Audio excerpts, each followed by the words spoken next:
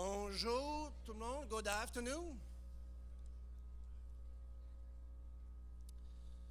Chers étudiantes, chers étudiants, chers collègues, chers membres du personnel administratif, distingués invités, mesdames et messieurs, bon après-midi tout le monde. Mon nom est Marcel Mérette et au nom de la Faculté des sciences sociales, je suis très heureux de vous souhaiter la bienvenue à cet autre événement spectaculaire, iVOTE-jeVOTE. At the Faculty of Social Sciences, we strive to make sure we provide to our students a training that will help them to be engaged in their community and to become the leaders of tomorrow. To meet this objective, we believe that it is important to offer to our students significant experiential learning opportunities. The iVOTE-jeVOTE movement, events like tonight, represent exactly that. I recall that this is a movement driven by students with the objective of increasing the vote of young generation in the next and future elections and hence improving our democratic system. This is a good example indeed of engagement among our students. I'm sure that with the discussion tonight on science and public policy and decision making, we will improve our understanding of this important issue for the future of Canada. I conclude by thanking sincerely our panelists tonight and our keynote speaker. Without them, we won't be able to offer such a quality of event. I also want to thank sincerely the Jean-Luc Pépin Research Chair, which support and encourage the iVOTE-jeVOTE movement. I now turn over to the moderator, who is, by the way, the chairholder of the Jean-Luc Pépin Research Chair. Please welcome Kevin Page.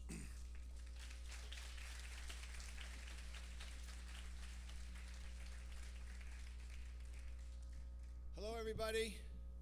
Are we ready? Does this not look like Thunderdome? It's a privilege to have such a distinguished panelists, practitioners and researchers here with us today. La revue Maclean's a publié un article cette semaine qui souligne les difficultés et les répercussions des cours d'un manque de collecte de données par le gouvernement fédéral. Quelle est la place de la science et la preuve dans le développement des politiques publiques et dans la prise des décisions au Canada? So during today's discussions, we will explore whether scientific evidence derives public policy and if access and transparency in government scientific evidence has changed. How should science and evidence be applied to public policy and decision making? Il me fait plaisir de vous présenter nos panélistes aujourd'hui. I'm going to introduce you to the four panelists and one of our commentators. But I'm going to introduce Jeremy Curry. He's a professor at the professor of biology at the University of Ottawa. He's going to help me today with the moderation. Professor Curry.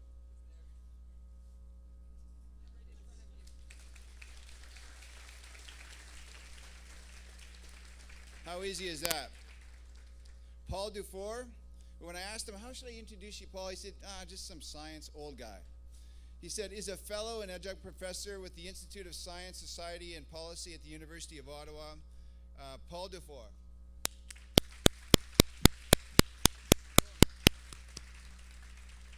Doesn't look any older than me. Debbie Daviau.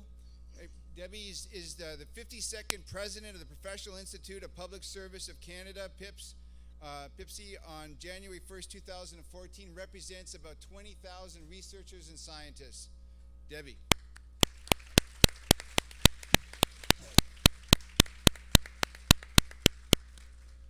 My first boss in the public service, I'm very proud to say, Munir Sheikh. Most people, you know him as our chief statistician. Got into a little bit of an issue with something called the long-form census. Now the executive fellow at the School of Public Policy, University of Calgary. He's done much work. My first boss in the public service, Dr. Munir Sheikh.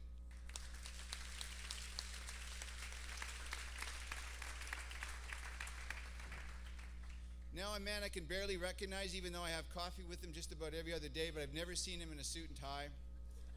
the Associate Professor in the Department of Biology, a member of the Institute of Science, Society, and Policy, and the Director of Graduate Programs at the Institute of the Environment. He's also the co-founder of Evidence for Democracy, Scott Finlay.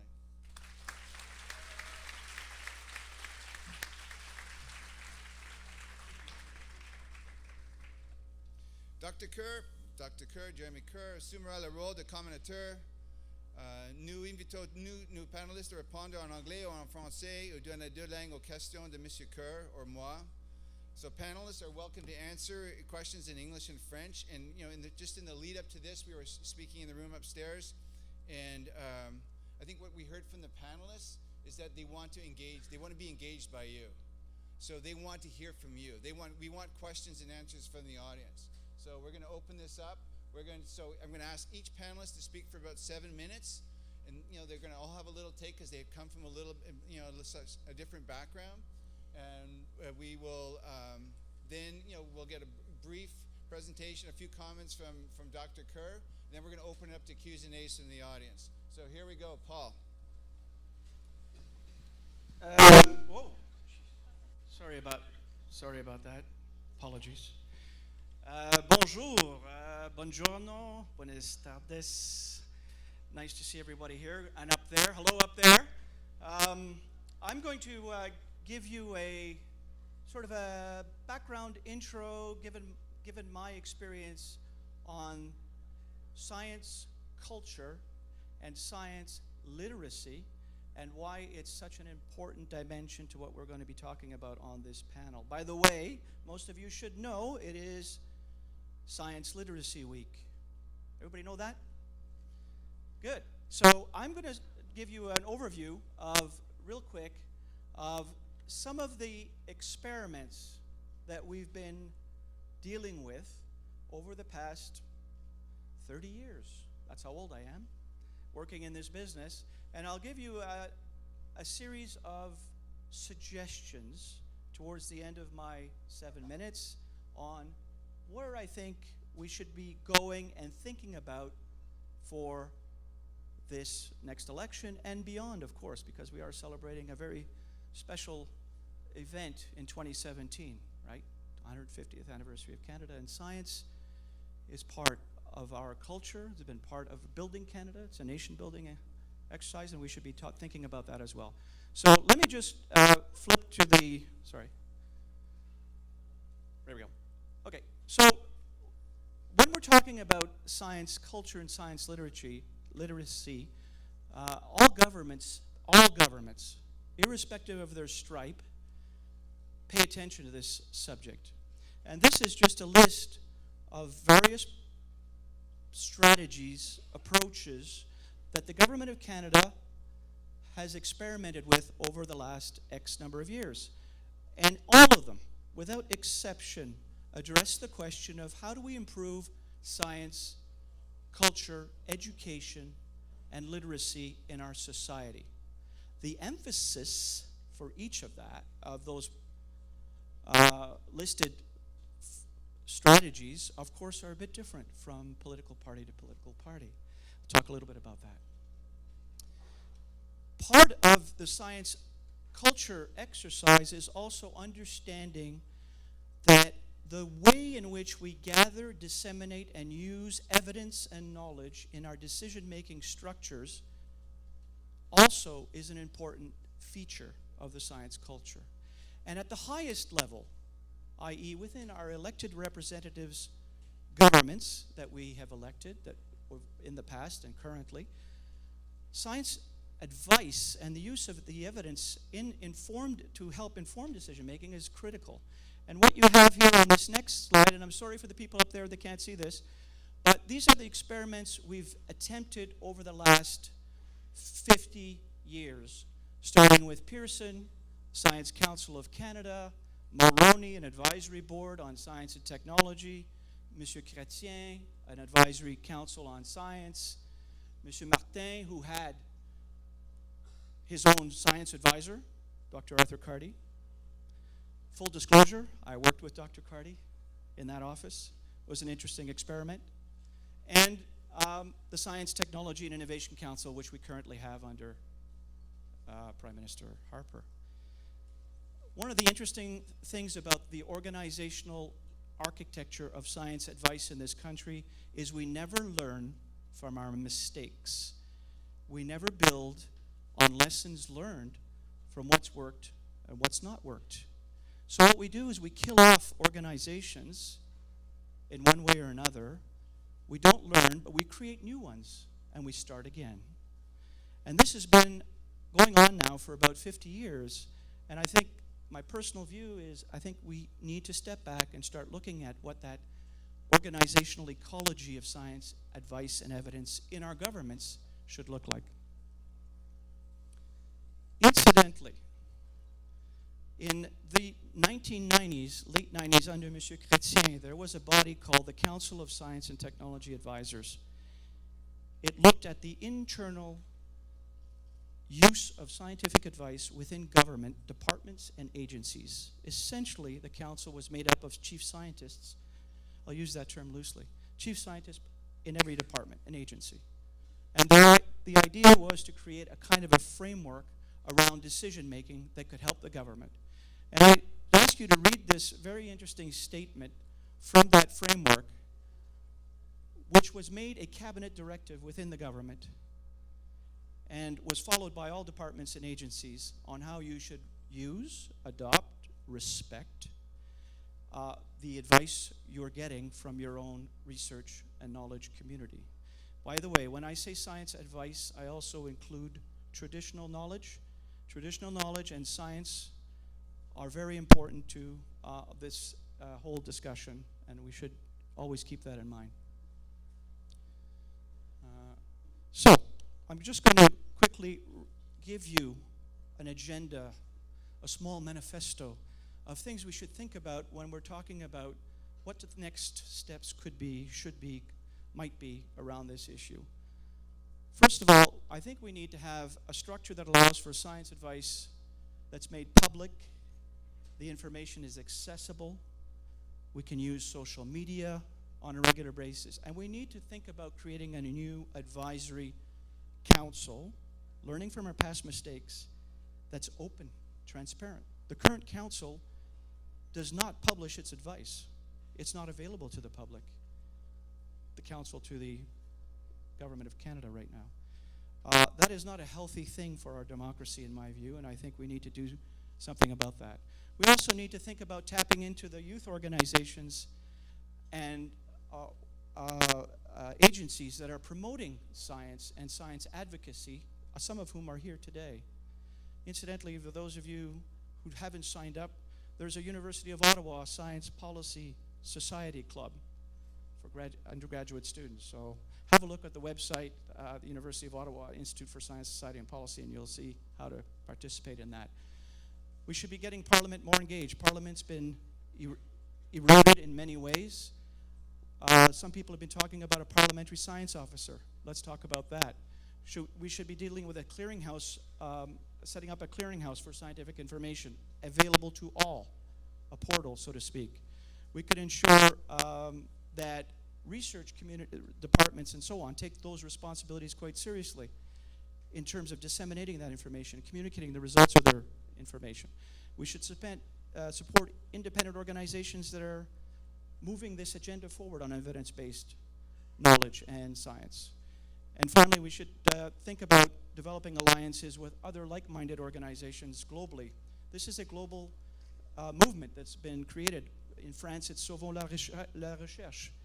In the UK, it's Science is Vital. So there are a lot of groups that are Union of Concerned Scientists in the United States. A lot of groups are involved in this, and I think we should build on that and develop kind of alliances.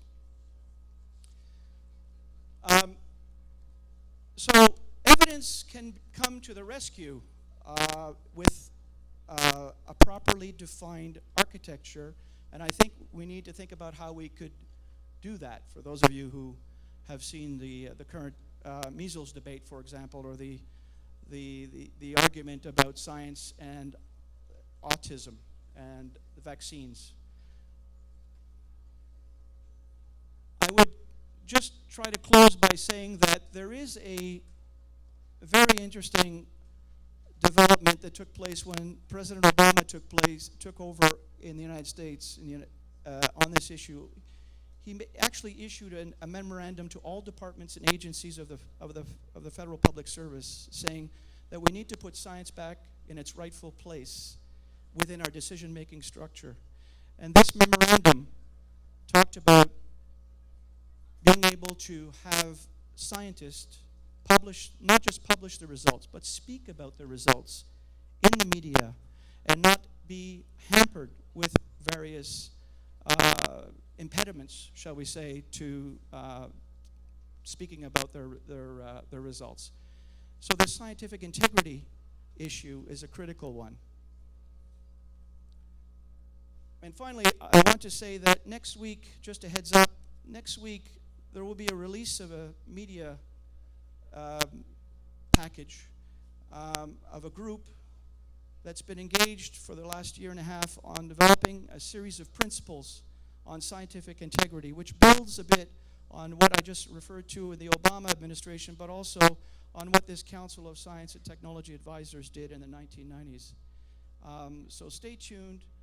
There's a series of principles on how we can use evidence in our decision-making structures, but also, more importantly, have transparency and accountability built in so that the public can access and use this through their regular channels, organizations, social media, etc. So I'll stop there. Merci beaucoup, monsieur.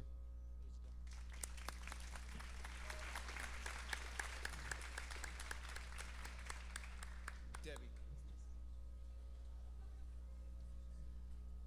Hi, thank you very much. I want to start by saying what a true honor it is to be sharing the stage with this gang of folks. I never really thought I'd find myself as one of the leaders for science in this country, but representing 50,000 or so federal public servants finds me in a position to become more and more an expert in the defense of public science and science policy. It's especially a pleasure to participate with Kevin Page and his group here at the university trying to get the vote out. Kevin doesn't know this, but I actually have a crush on his big brain, so I'm nervous just to be here next to him. So as I said, the Professional Institute represents about 50,000 federal public servants, about 20,000 of whom are federal scientists and researchers working in many fields right across the government. Whether it be regulatory processes, environmental scientists, protection of transportation of dangerous goods, protection of the environment. They're all engaged in science and research that should be contributing to good policy making and certainly contributing to solving some of these critical global and domestic problems that we're seeing, that we're facing as Canadians. And our members are, or at least they should be, involved in the process of science policy at many different stages, at the front end where they're providing the inputs, the data, the information that should be considered in the development of policy, and at the back end in the application and the enforcement of the policies and regulations. Once they come into play, our members are deeply involved in this area. Unfortunately, for all of us as Canadians over the past several years, my members' ability to perform that work has been seriously deteriorated. And for many of them, there has been this terribly disillusioning process around science policy that we felt we had to take some drastic steps to look after. And because of their profound expertise and commitment to the programs that they deliver, they have been managing to, despite all of these barriers, continue to deliver with less and less resources, more and more burden, less and less respect, resources, libraries disappearing,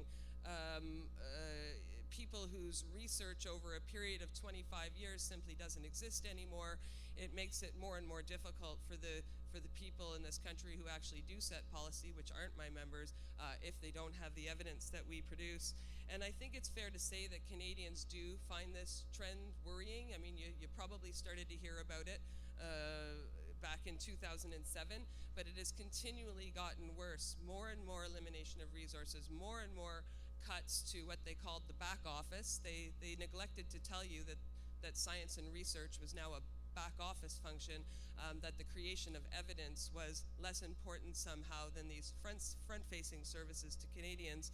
And while we had our suspicions of the problem back then, we thought no point in being rhetorical and ideology about our advocacy for Canadian public science. We better get the facts straight. And so we went out to our members.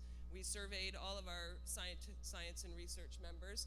I guess our first clue to there was a really big problem was the rate of return on this particular survey.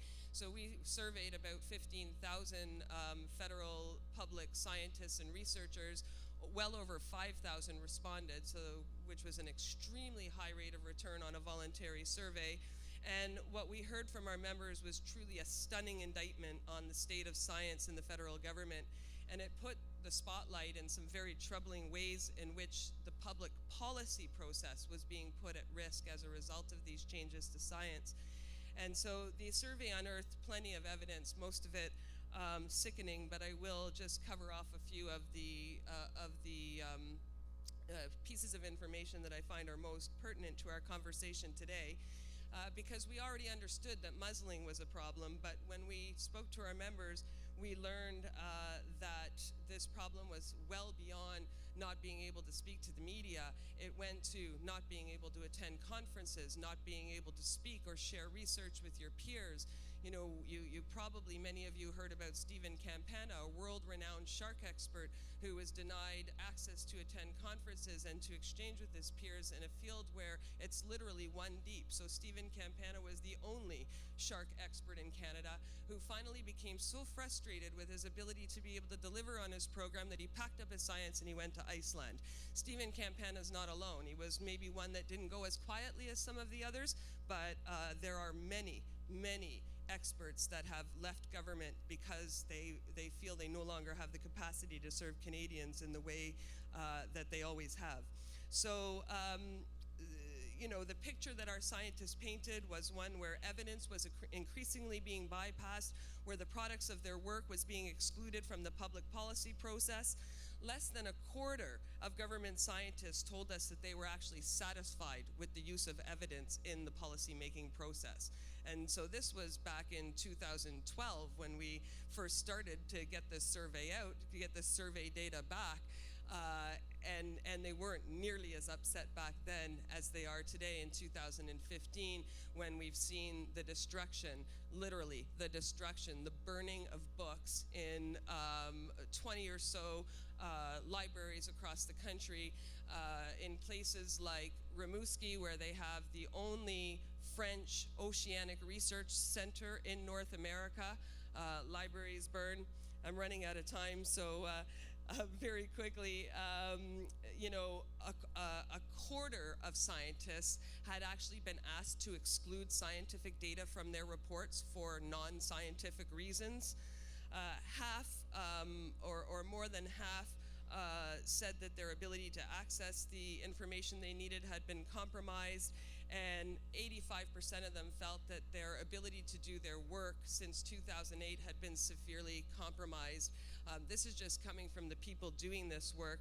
So the cuts affected key science divisions right across the country, from transport of dangerous goods to consumer safety to veterinarian drugs to drugs for people, aquatic ecosystems management, and so much more of this research that has literally disappeared.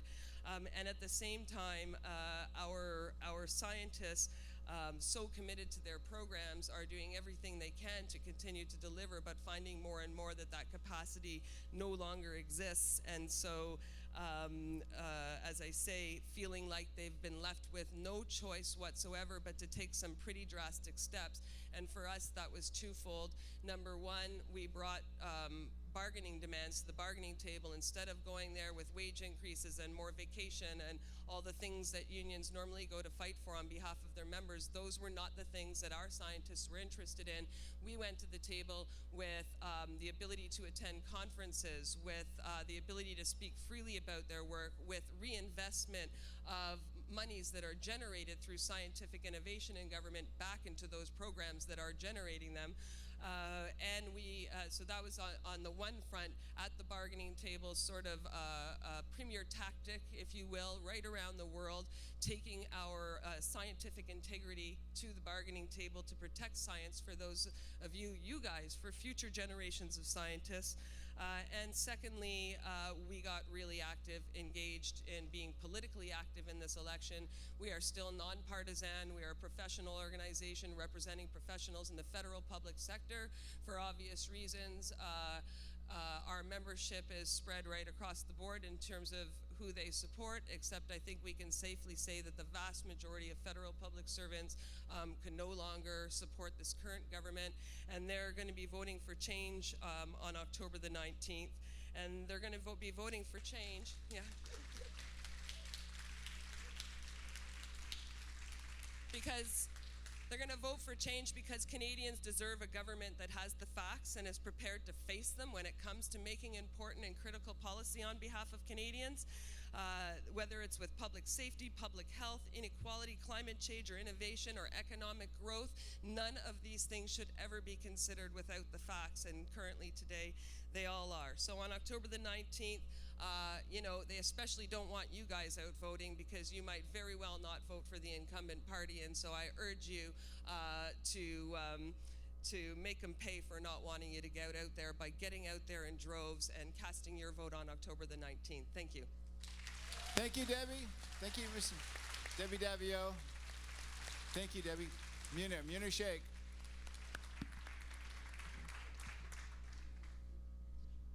Well, let me first of all thank Kevin for giving me the opportunity to come here and speak to the future of Canada. You are the future of Canada, and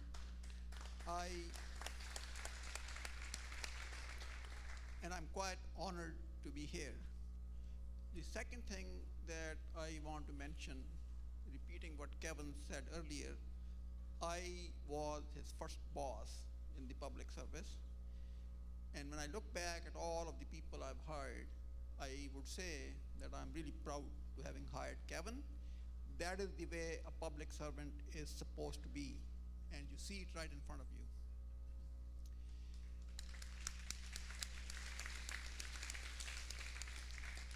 Now, those of you who have known me and seen me would have noticed that I look quite different compared to the way I used to look about a month ago, at the time when the Prime Minister called for the election.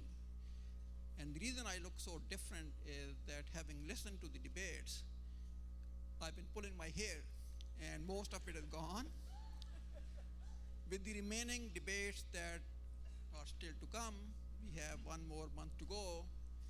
I have no doubt in my mind that on October the 19th, I look exactly like Kevin.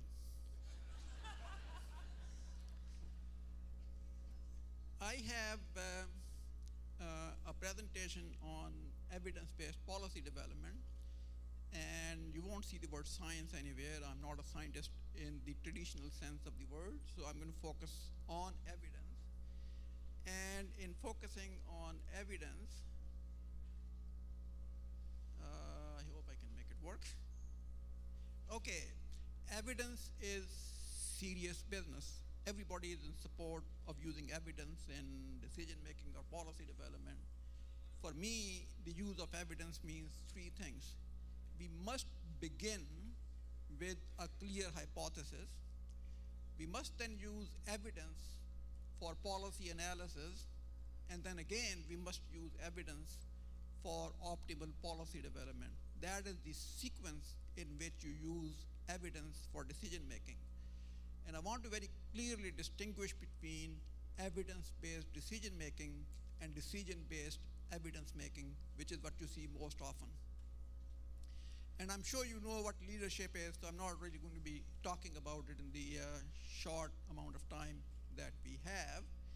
I have developed a bit of a framework that I find very useful to analyze public policies for myself, so I thought I'll share that with you, and you may find that useful to some extent. I have this little picture where I have leadership, one of the two variables, on the top, and then I have evidence on the side, and of course that gives you 4 quadrants. On the extreme left of this chart means that you need pretty strong leadership to act on some policies. On the extreme right, where you see 0, it's really something easy to do. And of course, it is a continuum. It's not a binary situation. And the same thing on evidence. At the top, you have strong evidence in support of some policy. At the bottom, you have 0 evidence in support of some policy. So with these 4 possibilities, what is it that I would expect on the state of public policy? This is what I would expect. On the left side quadrant, we have good public policies, but pretty hard to implement. On the right hand top quadrant, easy to implement, but good public policies. And of course, at the bottom left side, we have bad public policies, and they're really hard to implement bad public policies. And of course, the fourth is a combination of easy to implement and bad public policies. So based on this distribution of policies, what is my expectations as to what would actually happen in reality? This is what I would expect. A few really good public policies because they're so hard to implement. Many good public policies that are easy to implement. No public policy which is really hard to implement and is terrible policy to start with. I don't expect to see that. And there'll be some public policies which are bad public policies. They're easy to implement. We are talking about politicians here, right? What do we actually see? This is my description of public policies. Yours may be different, but this is what I saw. On the hard and good public policies, you look back in history and you see quite a few.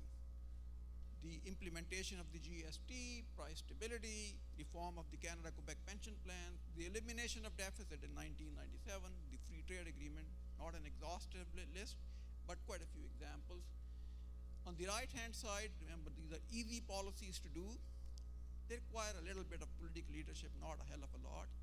And you see infrastructure, the carbon tax, the social assistance programs, extended health benefits to include drugs, dental vision. On the left-hand side at the bottom, you see 2 things where the government went out of their way to provide leadership and implemented policies which are exactly terrible policies. Long-form census and the refugee healthcare program, where we end up spending more money for worse outcomes. And then of course on the right-hand side, you have these policies which are easy and bad, cap and trade, income splitting, GST cuts when the government took over, and the elimination of balanced budget in 2015. So what is my reaction to this? I'm very surprised at how many policies there are that are good. Very surprised that the government would not implement easy policies that are really good policies. Shocked at the bad policies with so much political capital spent. And of course, what can you say about politicians? So in conclusion, let me say 2 things. The use of evidence in decision making is extremely important, but please beware of decision-based evidence making compared to evidence-based decision making. And as my colleague said, for God's sake, go and vote. You can do more in getting science being used than we ever can. Thank you.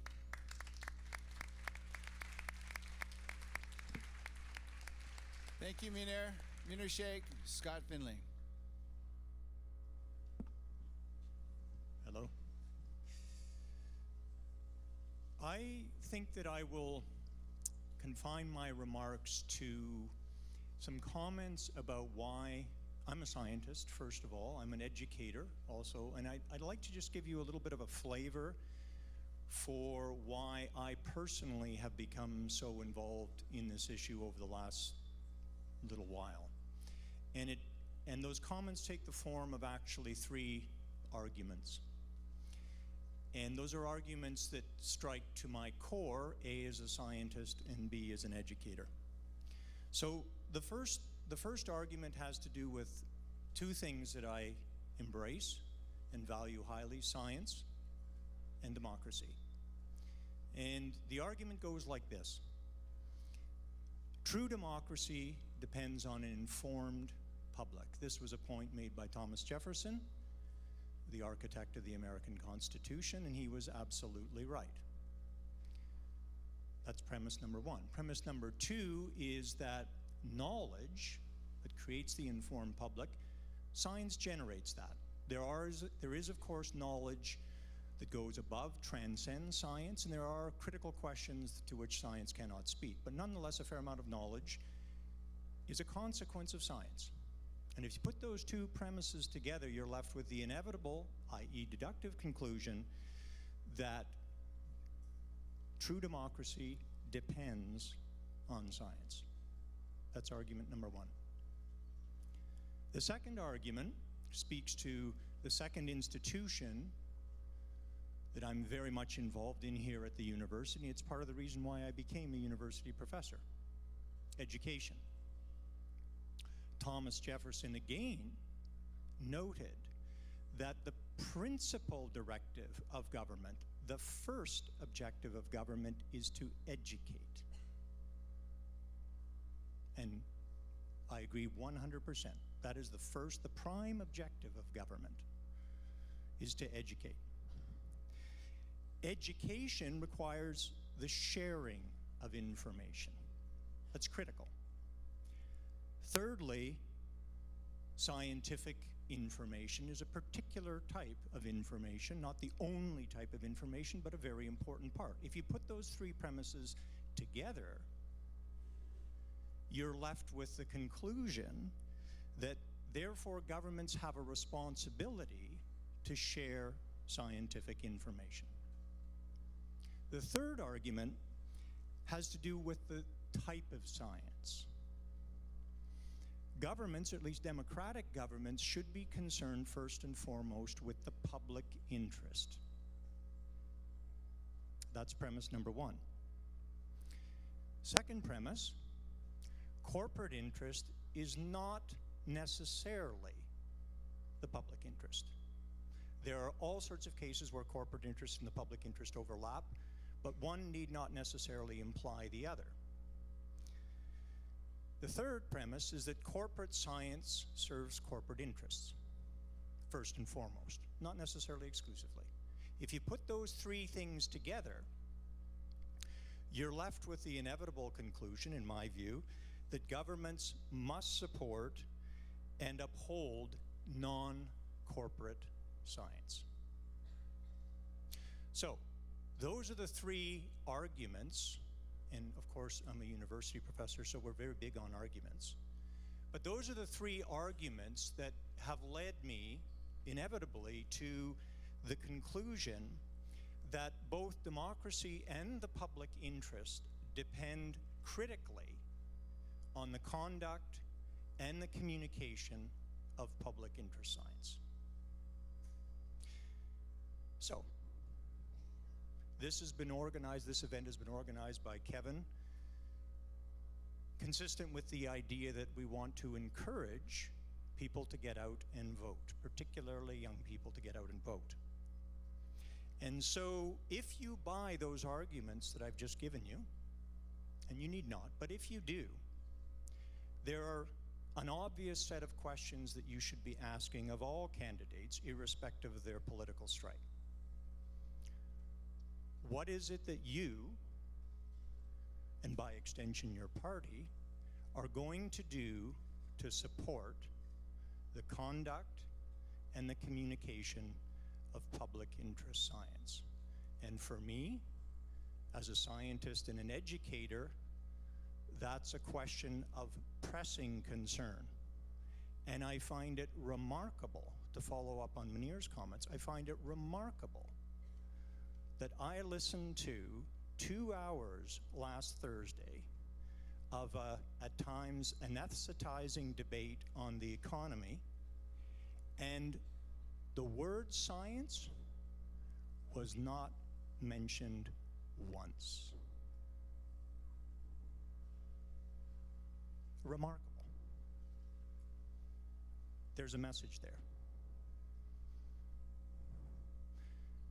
So, I would just conclude by saying that question, how are you as a candidate in a party going to support public interest science, both the conduct and the communication of it, is a question that anybody who's concerned about A, democracy, B, the public interest should be asking. Thank you.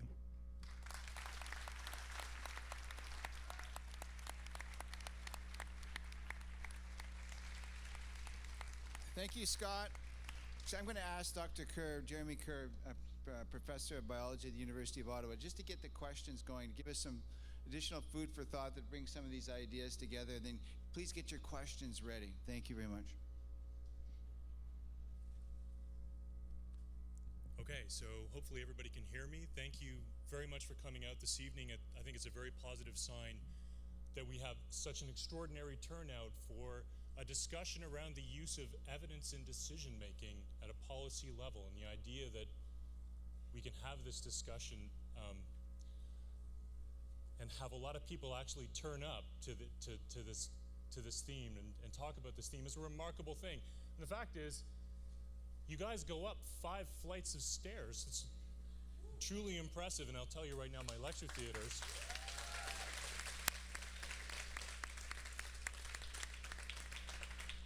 My lecture theaters are never this packed, so I know immediately that you're not here to see me, but in fact our extraordinary panel who's provided such a great array of discussion points that I hope will kick off some really good questions for you.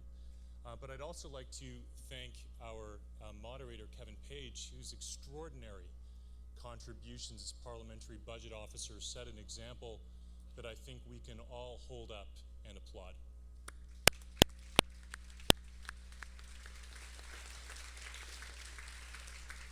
So I want to take my prerogative as a discussant in this evening's events to quickly move on to a question or two to kind of grease the wheels, but then I really want to hear from you guys, and we'll start looking for people to put their hands up and ask some questions. So one of the things I'd like to put to the panel, and you guys can decide how you'd like to respond and who would like to take the lead in those responses.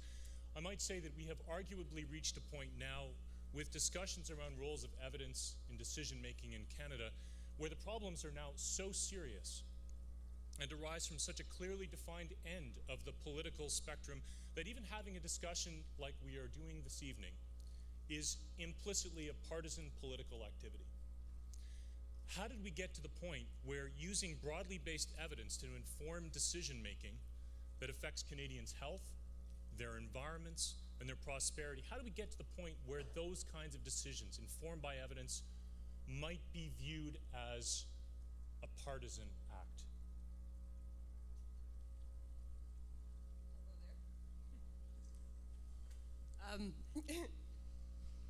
I'll go there. I'll shoot off the hip on this one. First of all, PIPS is a non-partisan organization, so we believe that the work of our scientists around this election is in fact non-partisan. Non-partisan means for us examining the evidence, making sure that the information is shared freely, and getting it into the hands of the people who matter most. And it also means that as Canadian citizens, when we're not being public servants, we have the right to speak out freely. Unfortunately, this government doesn't share that view, so I wanted an opportunity to highlight our member Tony Turner, who was the author and performer of Harper Man. Has anyone seen Harper Man? So Tony's fighting for his job as a result of having written a folk song, because somehow that creates a conflict with his work on migratory birds.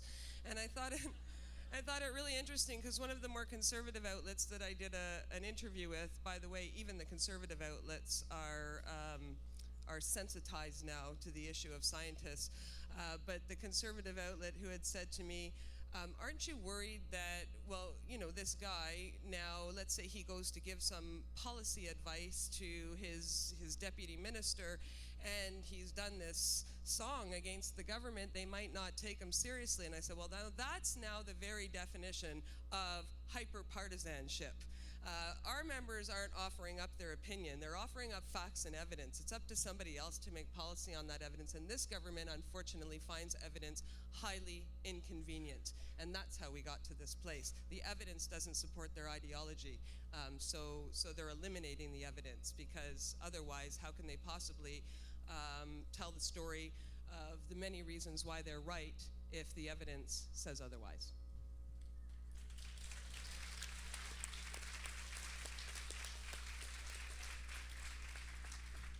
Can I wade in there, Jeremy? Debbie has advanced an interesting hypothesis to explain why we've come to the point where the use or non-use or misuse of evidence has become a partisan issue. But there's of course, a whole range of hypotheses, but one is that it actually goes much deeper, and it's not first and foremost about evidence. It's simply a reflection of the fact that, unfortunately, and I think this is to the detriment of us all, that we now live in a political climate that is hyper partisan. That you simply cannot make a statement without it being spun into some sort of partisan overtone. This is not only non-productive, it's actually counterproductive. And my view is that the evidence issue is just symptomatic of a more profound and pervasive disease that because everything has become hyper-partisanized, this is the consequence. It's an inevitable consequence of that hyper-partisanization, if there is indeed such a verb. So it may actually have nothing to do with evidence. Evidence may simply be the symptom of a greater ill.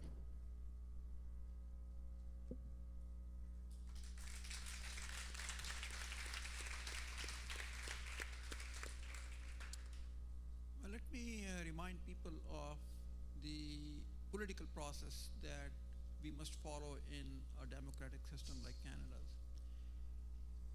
All of us elect the government that we want, and it really is our responsibility to vote appropriately to make sure that the decisions a government makes are appropriate decisions. For the public service, at the most senior level, there are two responsibilities that they must always keep in mind. The first responsibility is that they give the very best policy advice to whatever government you elect. And the second responsibility they have is to ensure that whatever decisions that government makes, which you elect, that those decisions are implemented. So just to go out and keep blaming the government for not following science, you should actually be blaming yourself. That if you have given the responsibility for that to someone who doesn't take science seriously. So look at yourself and see whether or not you're voting properly. So that's the first issue that you need to keep in mind. The second issue that you need to keep in mind is whether or not our senior public servants are doing the job they're supposed to be doing. I really, honestly, think it's a sad day in Canada when people like Kevin Page and Munir Sheikh are singled out for what they have done, because every public servant must be doing the same thing. And the fact that we're being singled out simply means they're not doing it. So I think if you want to blame somebody for the state that we are in, it is our senior public service, not the politicians.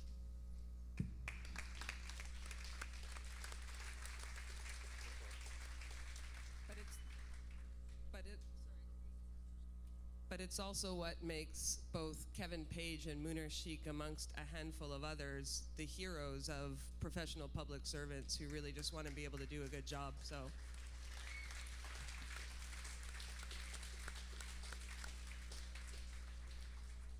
So this is not rocket surgery, as somebody once said. You know, the notion, and I'm tempted to go into a little riff here on the National Science Advisor, who is also whose position in the office was eliminated, but I won't go into that sad saga.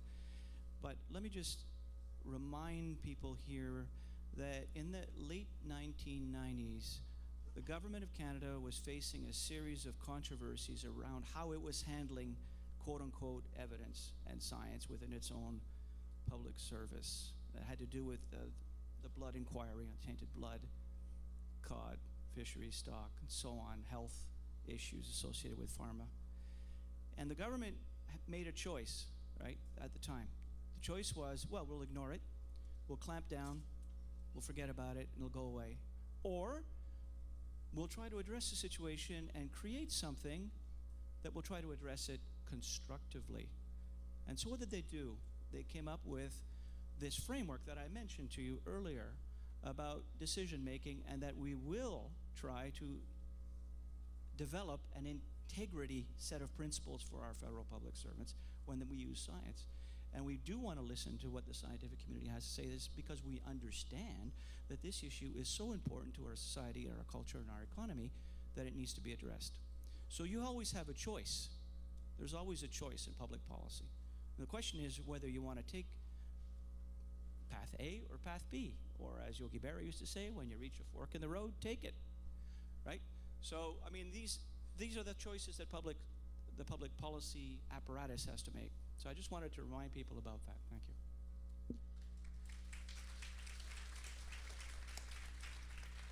This would be a wonderful opportunity for us to have questions from the floor. We have microphones that are set up on the floor, and if you'd like to ask some questions, please join in. We need to hear from you and have the panelists give them a chance to respond.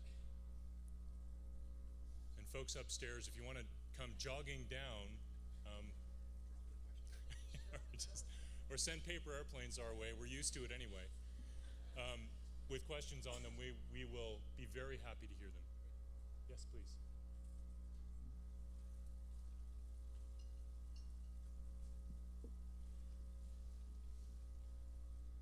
A lot of you talk about our generation. I don't know, I'm just, I just think that we have a lot of things to start to reveal, and I just don't know where to start. I know you would probably say not to vote for Harper. I won't. But where to start and how to get him out of the power that he doesn't deserve. And I don't know, is it to change the way of voting?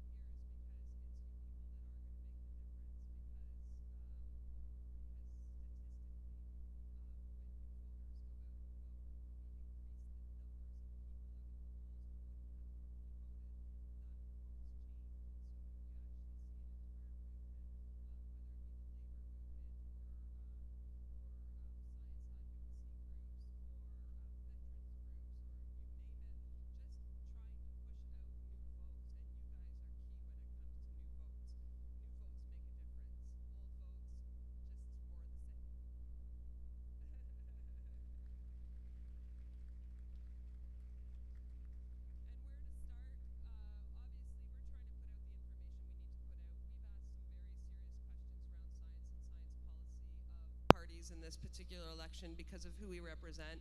All of our information is being posted on the public part of our website at www.pipsc.ca. I do invite you to go there. There's a whole election toolkit with the questions that we're asking candidates coming door to door, which are really not just focused on science, but public policy in general and public service in general. Several of them focused around science. By all means, take whatever we've got, make it yours, make use of it. Get in touch with me and ask questions if you need more. There are sites out there that are mapping government's policies around particular fundamental issues. I think science is going to find its way there. Parties are all making public statements now on their platforms around science. So I do encourage you to inform and educate yourself in whatever way you can. And I'll tell you what I'm telling my members who I refuse to tell who exactly to vote for. Vote with your heart and your head. And I'm hoping they'll lead you to the same place because you are educated, informed people. Thank you.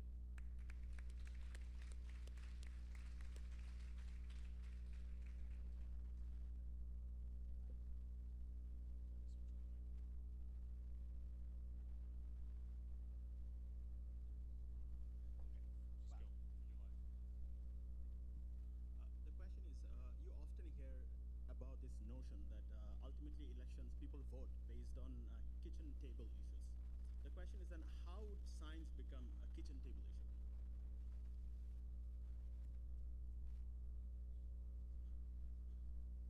Well, while they're thinking of an answer, I'll say I think that's what we've all been concerning ourselves with. So we actually started ourselves in about 2010 when we started putting together these surveys to get the facts that we needed, because by 2010 we already knew science had taken a turn for the worst. So building up the facts and evidence that you need to make a proper and credible case. But obviously, as we've seen through this government, it takes more than that. It takes how you communicate and how you engage with a broad group of people to actually make a change and make a difference.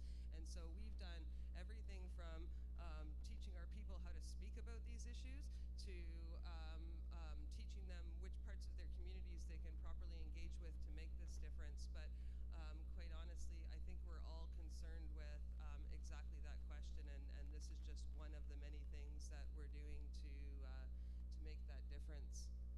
Scott, are you ready to speak now? You looked like I saw some smoke coming out. Actually, there's a pretty simple answer to that. We all eat. We all have kitchen tables. I'm sure you sit down with other people to eat meals together. Why doesn't every one of you make sure that you talk to others while you are sitting at the kitchen table? I mean, it is our responsibility to ensure that this actually does become an issue that gets discussed, and there's no reason why we all can't do it.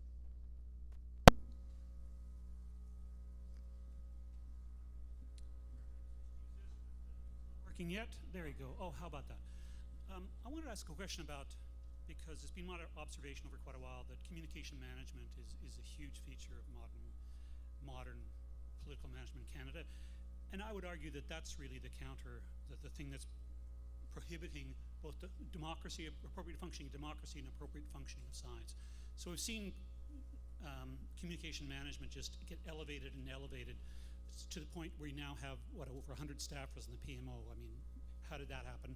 And basically no minister of the Crown can actually talk without basically permission to go off leash from the PMO.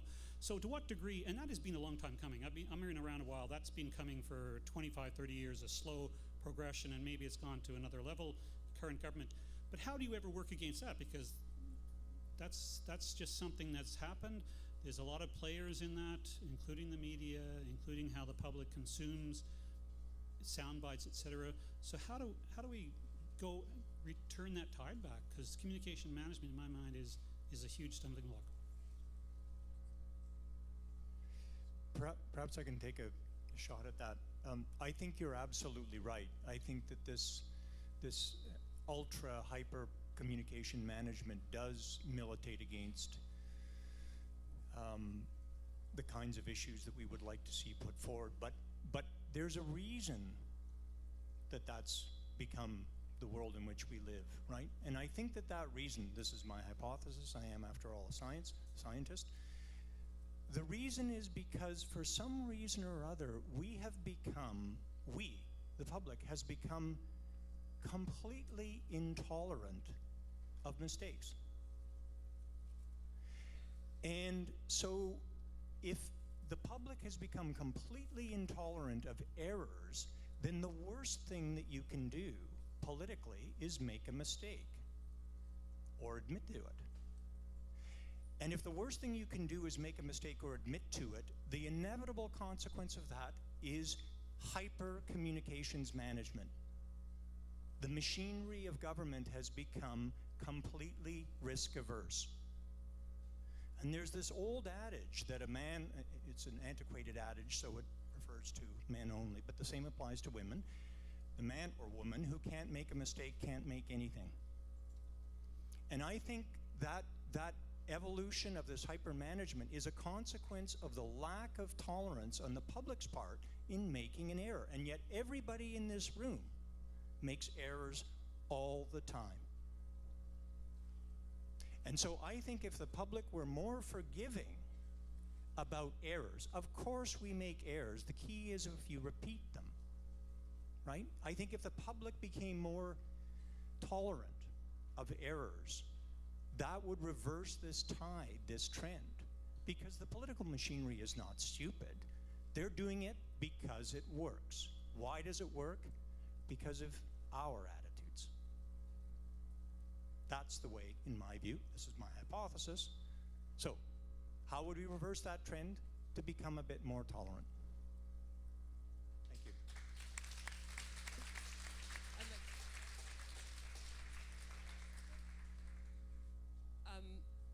Just to say that I think that might be part of the problem for sure, that in this 24/7 news world that it would be really easy to get yourself into trouble if you were actually trying to do something meaningful.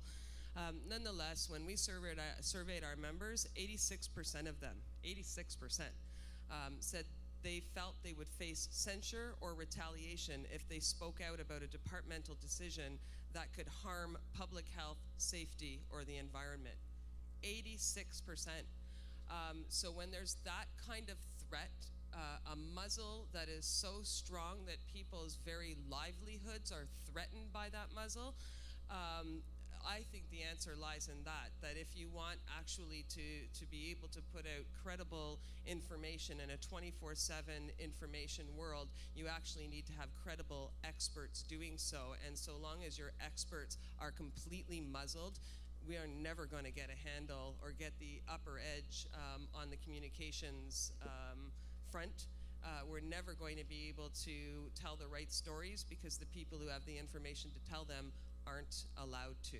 And so a big part of this is simply taking the muzzle off of the experts who have the research and the information that's real, factual, and is not simply somebody's opinion or ideology. Yeah, that's a good point. Let me just make an argument here that one of the interesting things that's happened over the last 10, 15 years is we're moving away from the scientifically illiterate and politically clueless kind of argument that's been going back and forth. The scientific community is getting a little more sophisticated with its communication tools. This is a good thing. The political community writ large is trying to come to grips with it, and I think there needs to be a better dialogue between what we used to call the scientifically literate and politically clueless.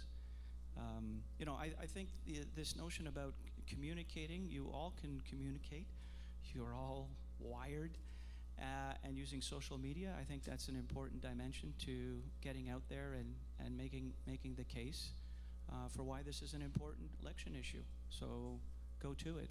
Thank you.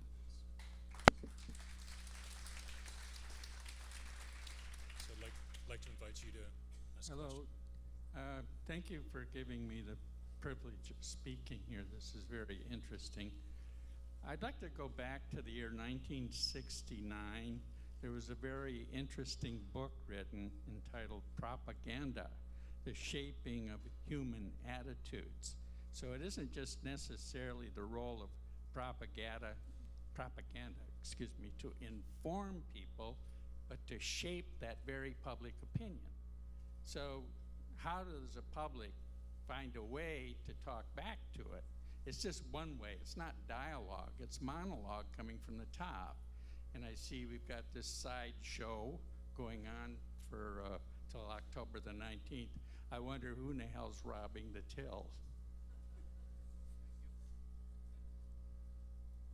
Can I jump in there, Jeremy?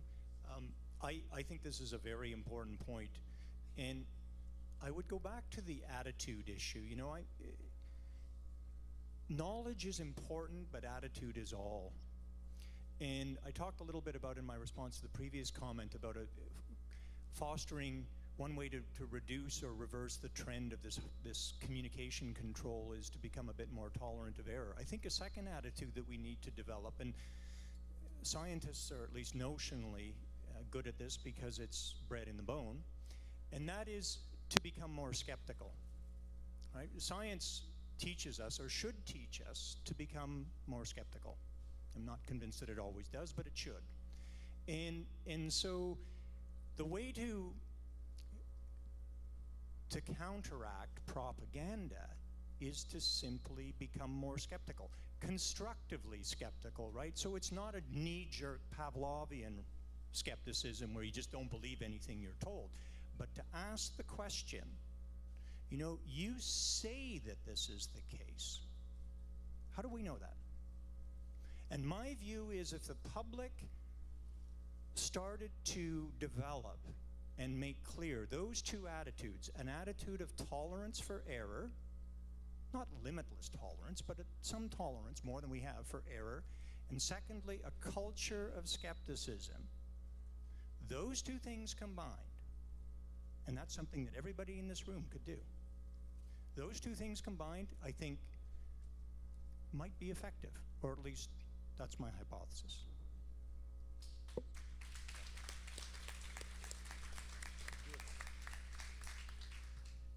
Actually, those who worry about the power of communication coming out of the PMO and propaganda, I have a question for them. My question is, how can 100 people sitting in PMO do more to convince Canadians than everybody else put together? Like, where are the political parties? Where is the media? Why is it that they can't put up the effort to counter what comes out of those 100 people? Hi there. I'm a fourth year environmental science student, just finishing my undergrad, and I believe in science and I love studying science, but I'm because, say, the government doesn't really listen to scientists, let's say, and I guess I'm really deterred to go in the field of science because I feel like my opinion or my work as a scientist, if I become a scientist, won't matter that much. So my question to you guys is like, what's your advice to young scientists to like get into doing science, because it's kind of intimidating and it might be pointless at the end of the day? That's my question. I think that's the whole point of why we're here. It's because you guys are going to get out there and vote and make a difference in this election. Don't get me wrong. It's not like there's some other government out there who has been particularly overly respectful of federal public services. They're not. They look there for their savings. They look there for their experimental new policy and that sort of thing. It's not the haven under any government. I think the big distinction between this government and every other government that I've seen, and in 1970 I was 2, but every government I've seen at least was open to hearing from its experts, hearing from its scientists, even hearing from the unions that represent those workers in the interest of bettering the capacity of those programs. What seems to be, and I know it's a very negative outlook, but it's real. What seems to be happening now is the government has actually reduced the capacity of government to such an extent that these programs, no matter how committed the people working on them, won't be able to succeed. And so it seems as though you have a government that's just very committed to eliminating public services. And so by disabling those public services, they put themselves in a better position to say, look, now you didn't see them and you didn't hear from them, so they must not matter.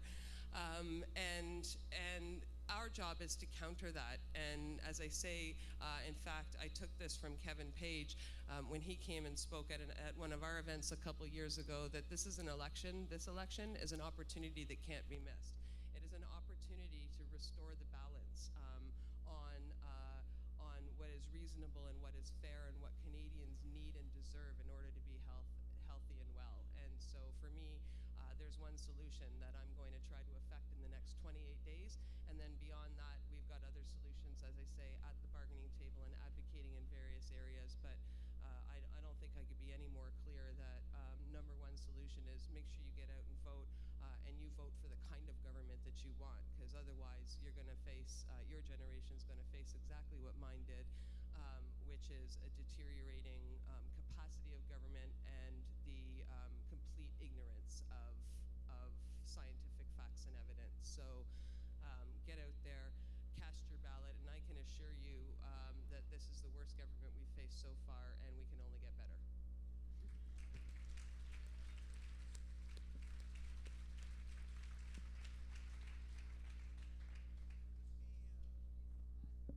Let me remind people again that governments come and governments go, and public servants are there for a very long time. What that means to me is that if there is a government which doesn't take science seriously, their negative impact is quite temporary.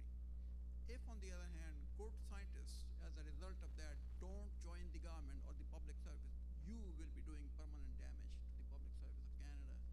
And so my advice, after giving you first advice, please vote. My second advice to you is, for God's sake, join the public service and make sure that things get done the way they're supposed to be done.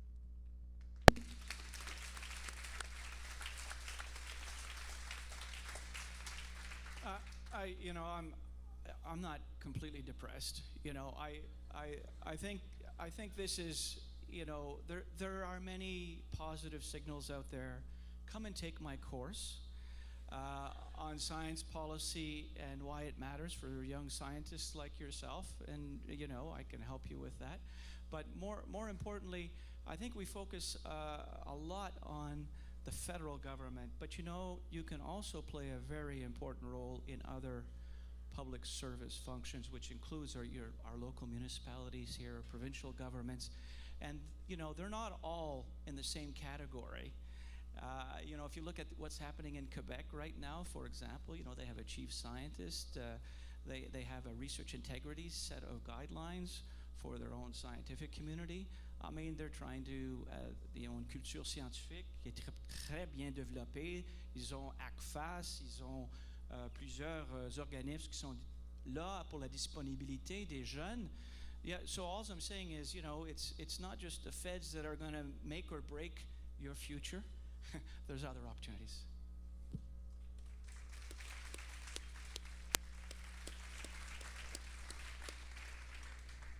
So by all means, everybody, I'm sorry, you're going to... I just wanted to say the scientists that left government over the past few years because they just couldn't take it anymore because their critical program was simply eliminated, all of them found work in other sectors. So there is lots of meaningful work to be done. From my perspective, some of that work must be public in order for us to come to these good policies. But so science has deteriorated. The quality of scientists in this country has only improved over the past few years.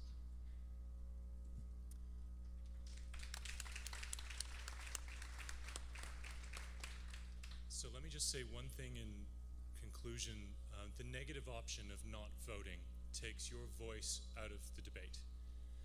The idea that there's nothing here at stake for you is clearly wrong.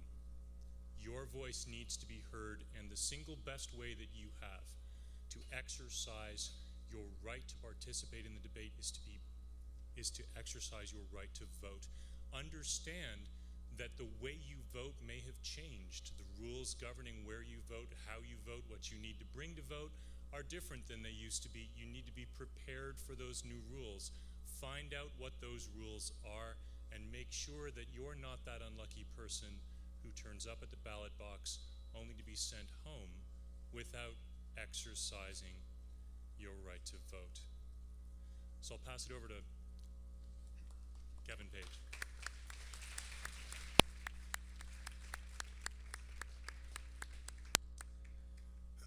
J'ai beaucoup d'appréciation pour le débat ce soir. Alors, un big thank you for all our guests today, our panelists, Paul Dufour, Debbie Davio, Munir Sheikh, Scott Finley. So this is a bit of a warm-up. We have a keynote speaker coming up, and I think you've kind of heard of him, Dr. Suzuki. It's going to be amazing. Please stick around.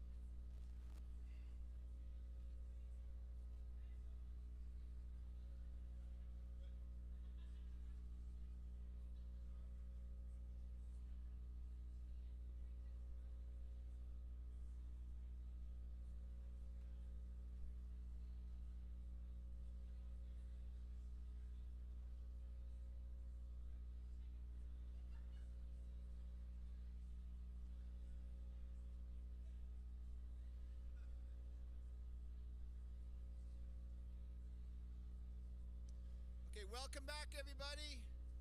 Welcome back.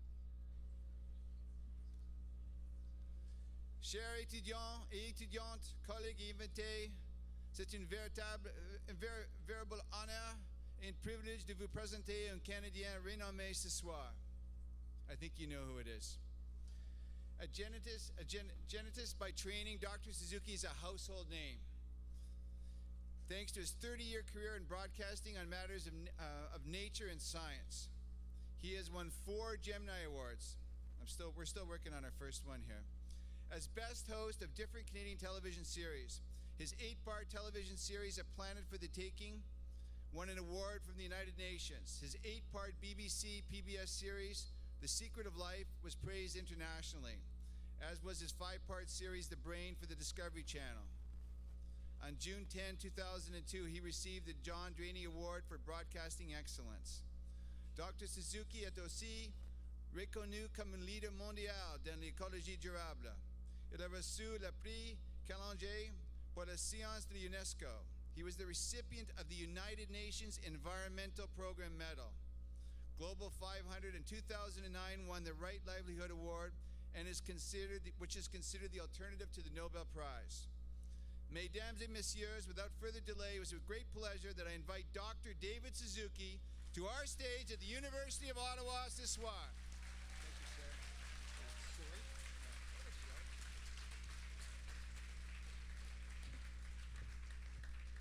J'habite à Vancouver, Colombie-Britannique, où nous ne parlons pas français. Le printemps dernier, je suis allé à Villefranche-sur-Mer pour 4 semaines pour apprendre la langue. Malheureusement, je ne suis pas bilingue. Je parlerai en anglais. Excusez-moi. I'm delighted to be here. I thank Kevin very much when he emailed me and invited me. It is a great opportunity for me to spread the word, which is, for me, the most important election in my lifetime is coming up. And I must do everything I can to ensure that Mr. Harper does not get in again. Sorry?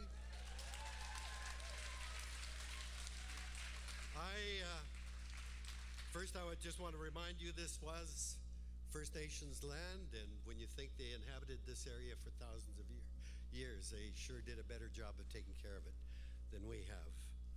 I'm not here to speak on behalf of any group, any organization, any corporation or political party. I'm here this evening to speak to you as a grandfather. I'm the grandfather of 2 Haida grandsons who live on reserve with their mother and father. I'm also grandfather of a boy that is severely disabled with cerebral palsy. And I speak tonight as an elder. And elders, you know, have no hidden agenda. We're beyond worrying about money or power or celebrity. Well, there are a few elders that still do, but they need help. They got problems. Elders, as a rule, are beyond worrying about that, which means we don't have to play games.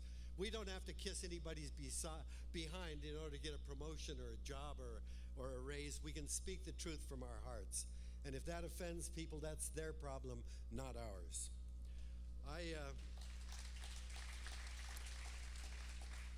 Harper's great success has been in uniting the right to vote as one bloc and provide him with a majority. And I think the challenge now is for those of us in the progressive side to follow a similar path. And that's why I've been spending the past couple of weeks working with Lead Now, a group that is trying to convince people to begin to vote strategically so that the progressive side isn't split and allow another government with a minority of votes.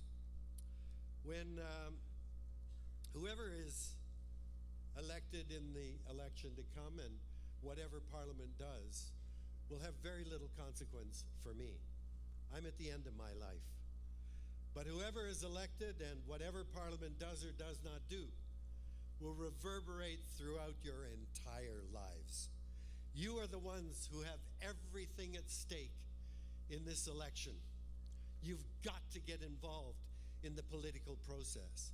One, you've got to get out and vote because you know your age group is disproportionately fails to vote. You cannot do that if you care about the future that you're going to. And if you're too young to vote, you've got two of the most important people on the planet who are going to be equal warriors on your behalf, and that's mom and dad.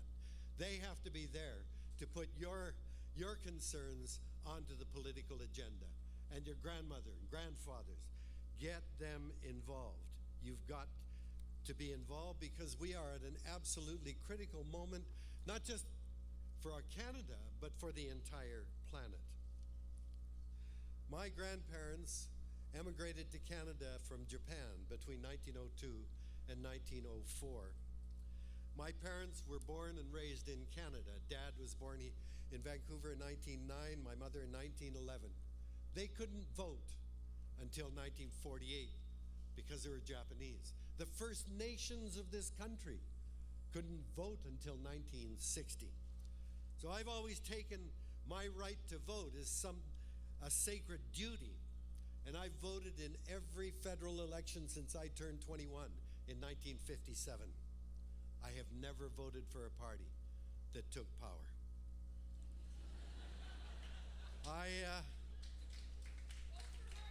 It's not right, and I resent the fact that someone like Mr. Harper can get in with 39% of the vote. We desperately need to change our democratic system and abandon the first past the post system. But we've got an election. We've got an election coming up on October 19th, and we can't wait for that. I have never given up in all of those years. I've never given up on this defective system because the opposition always had a role to play. The opposition had an opportunity to speak out. They had a right to demand information, to inspect it and speak out on behalf of those who didn't vote for the party in power. Mr. Harper has been convicted by the courts as being in contempt of Parliament by denying what is the rightful demand of the opposition to have access for information. And he's doing it repeatedly, denying the opposition of that right. But the opposition's role is to examine information and claims and hold government accountable. When Mr. Harper prorogued Parliament to avoid being brought down or an embarrassment, I was absolutely stunned, because that was not the kind of Parliament I thought we in Canada had. And when I heard of robocalls that were deliberately carried out in order to prevent certain groups of people from voting, I was outraged. But what outraged me more was that the leader of this country, the leader of the Prime Minister, didn't respond in outrage too, as this attack on democracy, and demand that the people who are carrying this out be brought out and brought to trial. Demand that this kind of activity cease. I was dumbfounded when Mr. Harper canceled the long-form census. I had always assumed that anyone claiming to govern a country would want the best information available to determine their policies and their activities. But then, in subsequent years, it became very clear when you don't have to deal with telling the truth or being consistent or having to deal with pesky facts, you can do anything you want. It's wonderful. You can say before you get elected, the Senate needs to be reformed. And yet, once you get in, you can stack it with Harperites and get these unelected members to reject a bill that was passed by our elected Parliament to put Canada on the track to reach our climate change objectives. You can expand prisons at a time when crime rates are dropping. You can cancel the gun registry when law enforcement officials tell us it's effective and we need it. You can ignore calls from scientists to act on climate change. You can ignore economists who tell us that we have to move from fossil fuels to renewable energy. And you can take safe injection sites which have been shown to save lives and simply oppose them or refuse to support their establishment. That's the result of this government, which has tried to use every means it can to deny the public and our elected representatives the kind of information that impinges on the decisions and the acts, the programs that this government is carrying out. I lived in the United States from 1954 to 1962, getting an education that wasn't possible in Canada at that time. I was in my last year of college in 1957 when the Soviet Union launched Sputnik. And it was a shock. And we realized that the Russians were very advanced in science, medicine, and technology. And the Americans began to throw money to develop their science capacity and to catch up. They established NASA in 1958. They began to support development of science departments and universities, support science students. Even though I was a foreigner living in the United States, it was great. You just had to say, oh yeah, I like science, and they threw money at you. It was a glorious time to be in the United States. And in 1962, I decided, nevertheless, that I wanted to come home. I wanted to come home to Canada. And I knew I was going to take a pay cut. I was, without even looking for jobs, I was offered a job at Stanford, at University of California at Davis, San Diego State. But I knew that I wouldn't get a large research grant in Canada. But I came home because to me, Canada was different. Not better, but different. And for me, those differences mattered. Canada was a peacekeeper, not a war maker. Canada was not driven in the way Americans are by the idea of money and the rugged individual carving a place out in the frontier. We're kind of civil servants, you know. Canada was a country in which the CCF was a respected party, not some kind of pinko commie organization. Canada was a place where a Tommy Douglas could become a Canadian hero, even though he never held power in government. Where we had Medicare, where we had equalization payments, whereby the well-off provinces shared some of their good fortune with those who were less well-off. We had Quebec, we had the National Film Board and the CBC. Canada, to me, was a place where we measured our success, not by the number of obscenely wealthy people we had, but by the status of our poorest, our weakest, our most vulnerable in society. That was how we measure our success and progress. Those are the things that differentiated Canada from the United States, and I have never regretted coming home. But the last 10 years have been very trying in my life. When I came home, I was shocked, the first thing, as a scientist. I was a hotshot scientist, you know, I was going to make my name. And I was stunned at the puny research grants that we got in 1962. Ironically, parenthetically, what allowed me to carry out a scientific career is the Americans gave me a great big grant that I was allowed to keep in Canada. So they helped me stay in my country. But I was dismayed by the scientific illiteracy in Canada that was reflected in the political or politicians that we elect. You know, in all of the discussions that you've just heard over the past hour, I really believe we haven't confronted the fact that we don't take science seriously as a society. We have to take it as seriously as reading, writing, and arithmetic. It has to be a part of our culture. Way back in the 1970s, we carried out a survey of members of parliament at that time.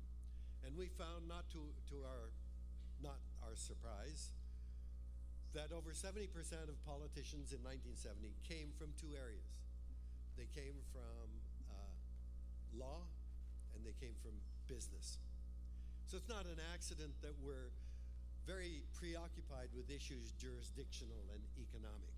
But then we gave a simple test on terms and concepts in science to those politicians. And business people and lawyers scored rock bottom.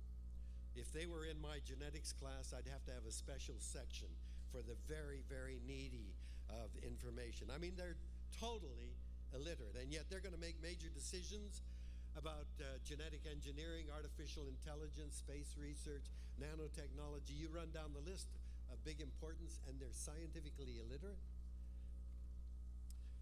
It is absolutely appalling, this state. If we assess the importance of issues that confront us, you can do it very easily by looking at newspapers, measuring the amount of space devoted to different things, or watch the television news at night. If you did that, you'd very quickly find Canadians obviously are obsessed with politics, with business, with sports, and with celebrity. Everybody knows who Paris Hilton and Kim Kardashian, even I know who the hell these people are, or Miley Cyrus or whatever. But you don't find any reflection of an understanding of the reality that the most powerful force shaping our lives in society today is science. Science when applied by industry, medicine, and the military. I was born in 1936, and when I was a child, my mother and dad wouldn't let me go to movies or public swimming pools in the summer because they were afraid I would catch polio. I wonder how many of you even know what polio is or does. When I was a child, hundreds of thousands of people died every year, and millions were horribly scarred by smallpox. Smallpox has been extinct for over 30 years. Mom and Dad wouldn't let me watch too much television or play video games or text message too much because there was no such thing when I was a child. There was no television. There were no computers or cell phones. There were no birth control pills. There were no genetic engineering or satellites. And I could give you a list that would run to pages of things that have come into being that have transformed the way we live. Those are the result of science and technology. In 1962, when I arrived back at the University of Alberta with my first job, I was asked to appear on, the university had a program on Sunday morning at 8:30 called Your University Speaks. And it was exactly what you'd expect. Serious professors in jacket and tie and telling us what the world was all about. And they asked me to do a show on genetics, and I did one. They loved it. I ended up doing 8. And what surprised me was that after a couple of shows, I started coming to campus, and people would say, "Hey, I saw that show you did. That was great." And I said, "What the hell are you doing watching television at 8:30 in the morning?" I was astounded that people were watching this medium that I had never grown up with. You see, when I went away to college in 1954, there was no television station in my hometown in London, Ontario. I didn't watch TV as a boy or even as a young adult. So I realized television was a powerful medium of communication. And that began, I didn't know it then, my career in television. You see, I believed, and I still believe, that we make the best decisions when we have the most and best information, the facts available to us. I realize now that it's far more complex than that. You know, it's our minds and our beliefs and value systems and all that that shape the way we see our world. But I still believe that you have to have the best information you've got if you're going to make good or the best decisions. Mr. Harper has gone to incredible lengths to deny Canadians access to that information, and we've already heard a recitation of many of the things that are going on. But the thing that worries me is the way not only are we muzzling scientists, but we're vetting what information they have that gets out there, either in what pronouncements they make in public or the kind of publications that they have. He doesn't seem to realize the minute you do that, it invalidates the science as being credible. Science doesn't operate that way. You don't fit it through ideological or political lenses in order to shape the science. He disqualifies government science the minute he imposes that kind of restriction on what gets out. When you no longer use science as one of the important inputs in decisions you make, then where do you turn to?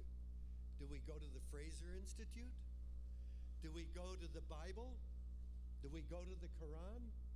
Anything goes now because we're not running on anything rational or logical. It's now ideological. In 1988, Margaret Thatcher was filmed picking up litter in London, and she turned to camera and said, "I'm a greenie too." That's because in 1988, the environment had reached the top around the world as a public concern.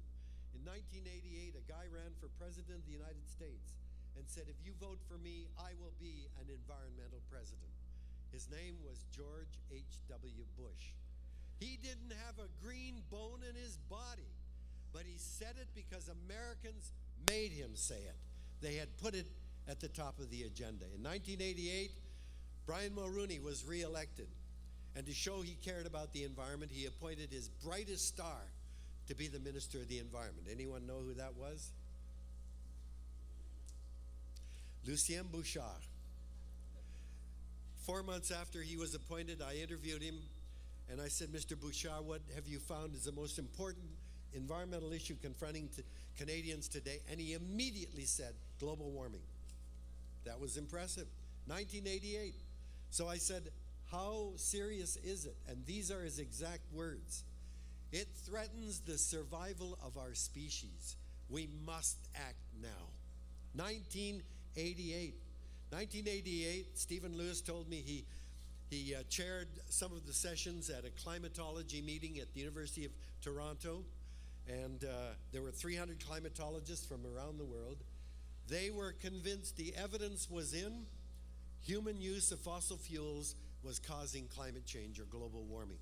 And at the end of the conference, they released a press release that said, "Global warming represents a threat to human survival, second only to nuclear war." And they called for a 20% reduction in greenhouse gas emissions in 15 years. Think if we had done it. If we took the science and scientists seriously, we would be way past the Kyoto target. We would have saved tens of billions of dollars and would be well on our way to a fossil fuel-free future. But we didn't. I won't go into why we didn't, but we simply didn't take the science seriously. Canada, of all of the industrialized countries, is probably more vulnerable to climate change than any of the others. We are a northern country, and we know the warming is going on at a greater rate in the polar areas. And for over 40 years, the Inuit have been telling us something is happening. Something's happening to the ice. The winters aren't as cold as they're used to. We know that the warming in the north is happening, and it's happening at over twice the rate as it is in the southern parts of Canada. We have the longest marine coastline of any country in the world. One of the properties of water is when it gets warm, it expands. Sea level rise through thermal expansion alone will affect Canada more than any other nation. And when we look at the great ice sheets of Greenland and Antarctica, when they begin to slide into the oceans, sea levels will rise by tens of meters. Canada has the most at stake in this. And then you think of all of the climate-affected economic areas of Canadian society: agriculture, forestry, fisheries, tourism, winter sports. The economic consequences of what we know is happening are going to hit Canada very, very heavily. For 10 years, Mr. Harper has been saying that doing anything about climate change will destroy the economy. I believe, if you're the CEO of a corporation and you deliberately ignore or deny information relevant to your carrying out your job, you can be thrown in the slammer for willful blindness. And I certainly believe that Harper has been willfully blind of what the scientific community has been saying. This is more than just a minor crime. It is an intergenerational crime. in the sake of his political agenda, he is leaving to you the consequences of being willfully blind and denying the need to act. Now, he hasn't listened to me. He hasn't given me an opportunity. But that's because when he was the leader of the Reform Party, I happened to be in Parliament when he was being interviewed. So I stood around and listened. And this is way back over 10 years ago. And the interviewer said, well, what do you think about doing something about global warming? And Mr. Harper said, well, that's crazy. It'll destroy the economy. And when he was finished, I went up to him and I said, you don't know what the fuck you're talking about. But to his credit, he's been consistent all the way along. He says it's crazy economics. He destroyed Mr. Dion for proposing a carbon tax, saying that this is it's totally crazy, it'll destroy the economy. But what about the facts? What about Sweden? Northern country like Canada, 1991 imposed a carbon tax of $133 a ton. BC's carbon tax, which is touted as this great thing, is $30 a ton. Sweden, $133, which a few years ago was raised to 167 or 169. Holy cow, Sweden must be an economic basket case. Well, guess what? They reduced their greenhouse gas emissions between 1991 and 2008 by 40%. Carbon tax works. But in that period, their economy grew by 44%. So what the hell kind of a leader who says economics is his area will willfully ignore the implications of climate change and then pronounce as an economic leader that it'll destroy the economy to take action on it? This is intergenerational crime. And look, he has always said, well, we can't do anything when the biggest polluter is the United States. Well, look at Mr. Obama, who recently went up north of the Arctic Circle. He went to the oil state of Alaska, and he told Alaskans, we have to reduce emissions. That's all there is to it. And Mr. Harper, he went up there last month. Remember, 5 days in the Arctic, never once mentioned the words climate change. The Harper government says that the economy is everything, and apparently from the last debate, the other leaders agree with him as well. We didn't have Elizabeth there, so we couldn't get her take on that. So oh yeah, me too, the economy. Wait a minute now. His agenda is that he wants to fuel our economy by making Canada a petro superpower, a superpower in oil. Any economist will tell you, putting all of your emphasis on one industry or one area is very, very dangerous. If that area suffers any kind of upset, well, guess what? You suffer disproportionately because it's so much a part of your economy. Look at Alberta, for God's sakes. And now Mr. Harper's blaming the NDP for the mess that they're in. It's putting all your eggs in one basket. I can take you to British Columbia and show you dozens of ghost towns, shadows of what once were, because those communities put all their eggs in fishing, or all their eggs in logging, or all of their eggs in mining. And when conditions change, guess what? You're in deep trouble. Anyone who cares about the economy should be looking at a diverse economy where you have many, many different inputs from many sectors. That's the most resilient kind of and I'm not even an economy, for God's sake. But that is the most resilient economy you can have. We are at a point now, though, because of Mr. Harper's willful blindness, his refusal to even engage on the issue of climate. You know, we've had how many weeks now of campaigning? Have you heard Mr. Harper talk at all about climate change or even a bigger issue, the environment? Scientists now tell us that the opportunity to be able to recover the productivity, the abundance on the planet is gone, that we've passed too many tipping points to go back to what once was. There are many of my peer group who are saying it's too late. And to them I say, look, say that it's urgent, it's very, very late, then please shut up. Don't say it's too late, because we're going to fight to the end anyway. There's no point in saying it's too late. But it is very, very late to be able to take the big steps. It's no longer about putting a Band-Aid here and a little change there. We need some big changes, like a commitment to getting off fossil fuels in something like 10 years, not 2050 or 2100. We need some big decisions. If we look at the trajectory of emissions over the past 40 years, it leads you to feel very, very pessimistic. We have really done nothing to curb the kind of the emissions that we've been emitting. But the very crisis, the urgency of what we confront today is a huge opportunity. We can't piddle around with a little this and a little that. We need big change. This is the golden opportunity to get things right. That's what I hope some of you have seen, the LEAP manifesto that Naomi Klein and Avi Lewis have put out now, and marshaled a huge amount of support from many, many areas. This is the opportunity to get the issues of energy, of sustainability, of communities, of First Nations, unemployment, equitable jobs, equitable economies.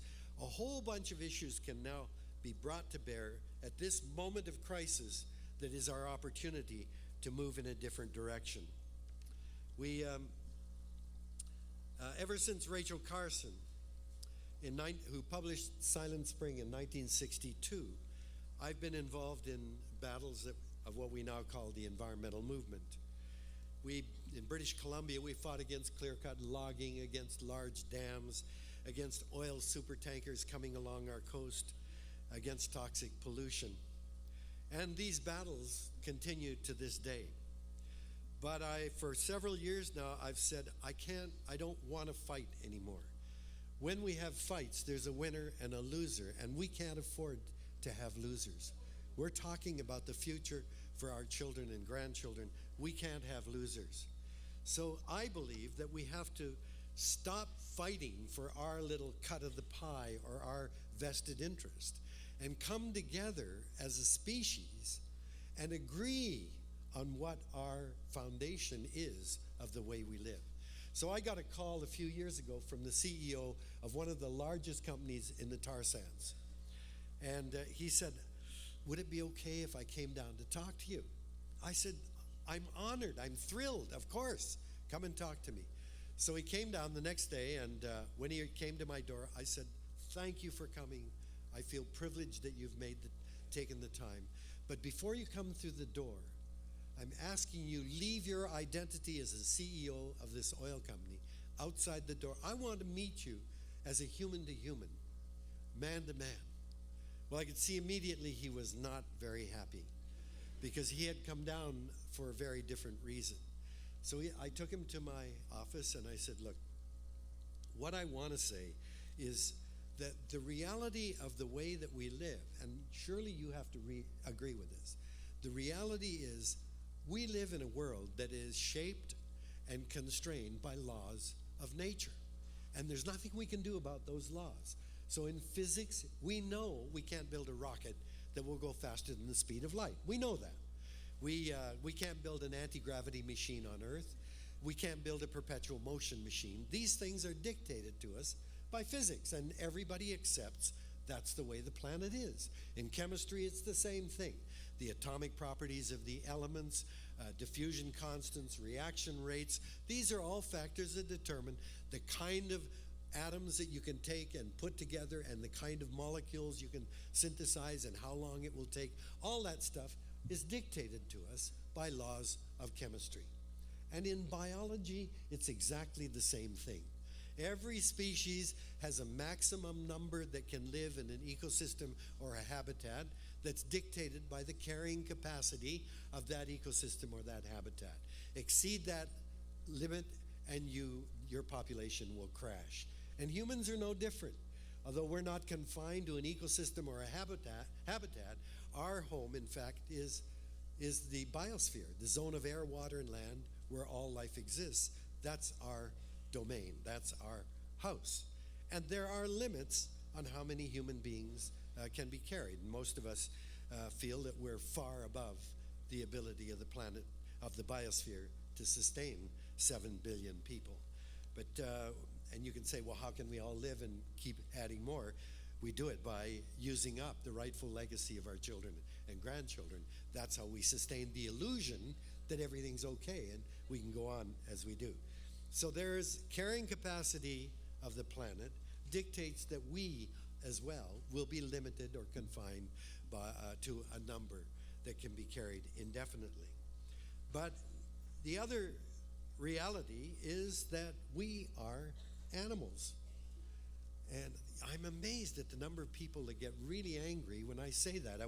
I was in Texas, and Austin, Texas, and there were a lot of children in the audience, and I said, now kids, if you remember one thing from my speech, remember we are animals. My God, this woman was so pissed off, she came up and said, don't you call my daughter an animal, we're human beings. And I just looked at her, I said, if you're not an animal, are you a plant?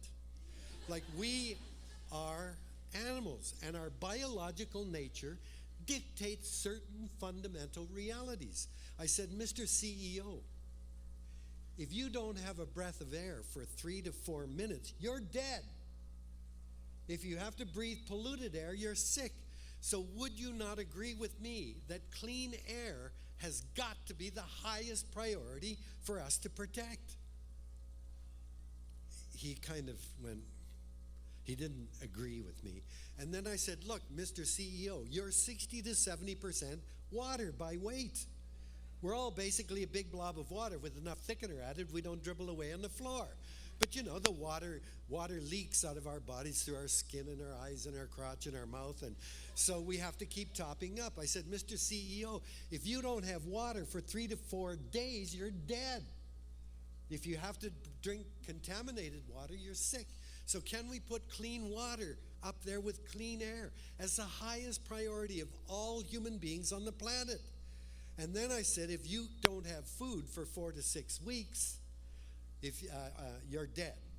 If you don't, if you have polluted food, you're sick. So can we put food, which most comes from the soil, food and soil, up there with clean air and clean water? And then I said, all of the energy in your body and mine, all of that energy, and the energy in the fossil fuel industry and in the wood, all of the energy that we use is sunlight. Sunlight captured by plants in photosynthesis. We then eat the plants or eat the animals that eat the plants, store that energy in our bodies, and when we want to move, grow, reproduce, we burn those molecules and release the energy of the sun back out into our bodies. So I said, Mr. CEO, photosynthesis has got to be up there. I said, these are the foundation of the way we have to live. And guess what? This is what indigenous people around the world have been telling us for years. They call the earth our mother because we are created by the 4 sacred elements: earth, air, fire, and water. And the miracle of life on this planet is that the 4 sacred elements are cleansed, replenished, created by the web of living things. It's all of the plants that take carbon out of the air, put oxygen back in it. It's the plants and soil fungi that filter water as it percolates through the soil. It's plants and animals that create the soil to grow our food. And it's all of the plants in the oceans and on land that photosynthesize. So to me, it's crystal clear, and I ask you, Mr. CEO, please, we have to establish the foundation of the way that we live and are healthy and well off. Protect the clean air, clean water, clean soil, clean energy, and biodiversity. Well, he couldn't agree in the end. And in a way, it was very, very unfair. You see, he hadn't come down to talk to me as a human being to a human being. He had come down as the CEO of a big oil company. He couldn't go back to his shareholders and say, gee, I listened to Suzuki and we've got to stop doing what we do because it screws up the air, the water, the soil. He'd be fired in a flash. And so until we can, you know, in December of this year is the 21st meeting to deal with climate change, COP21.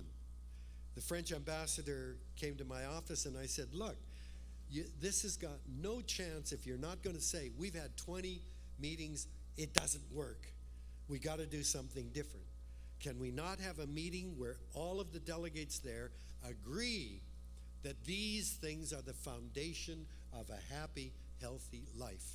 And then we'll ask, how do we manage our emissions? How do we create an economy? How do corporations exist?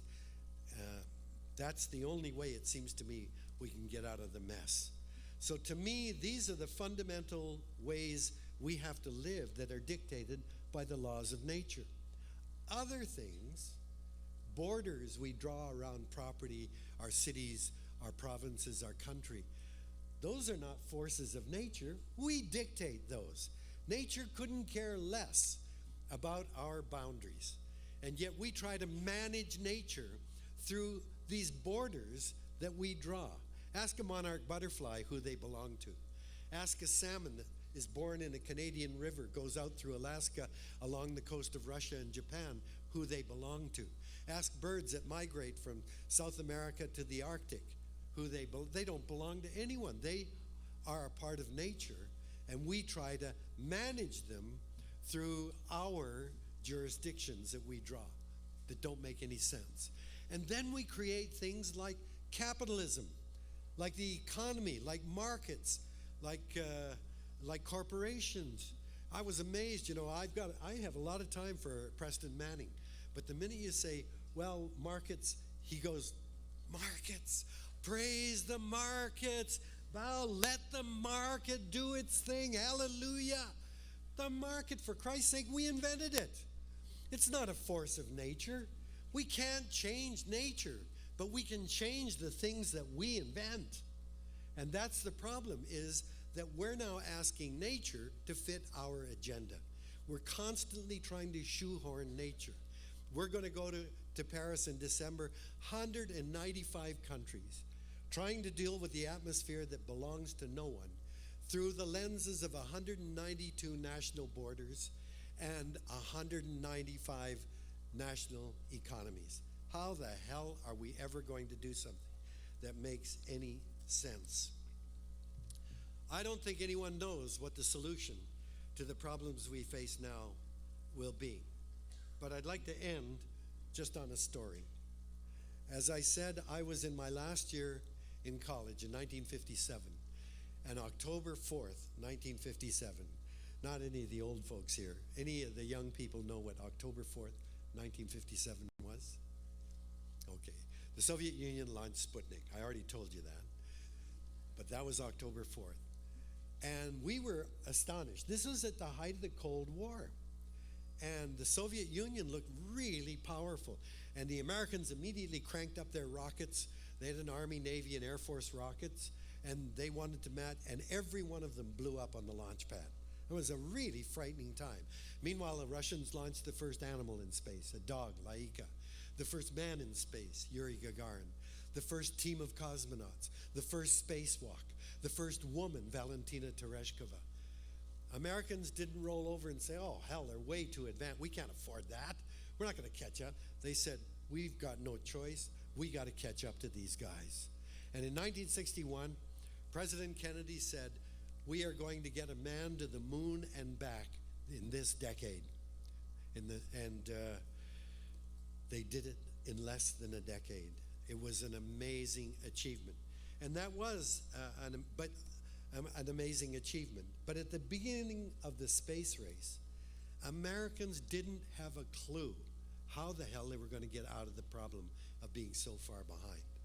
They didn't have a clue. All they did was say, we've got to catch up. And they threw money at it. They hired the best scientists they could. And they are the only country to land people on the moon and bring them back. But think of the other things.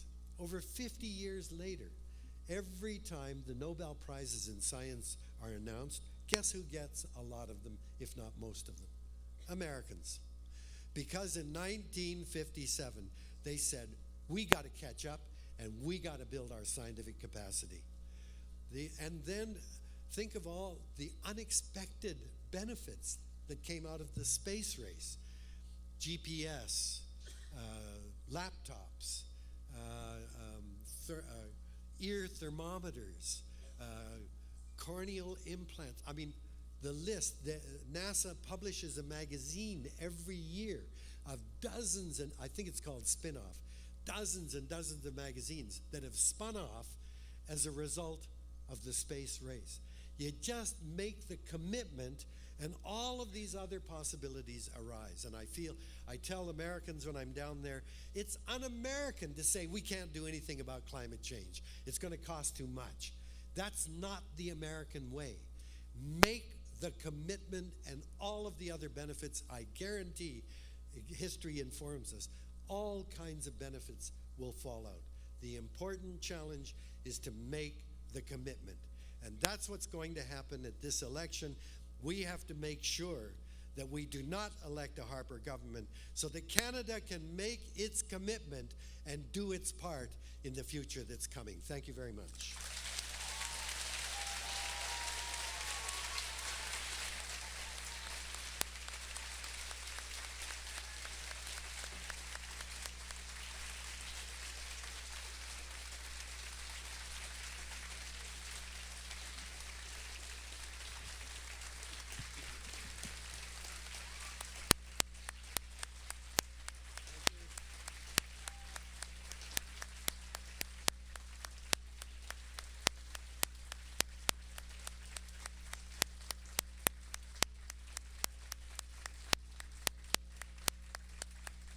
Thank you, Dr. Suzuki.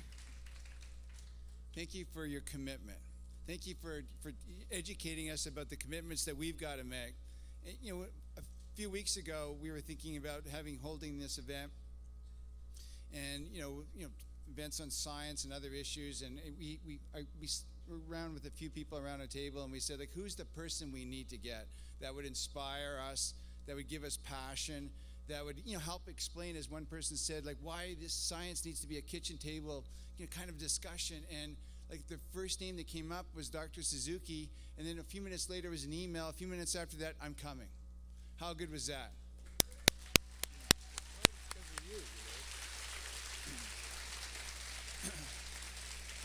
And when I talked to Dr. Suzuki, he said, I'm coming. He said, I want to come. I want to speak to the next generation.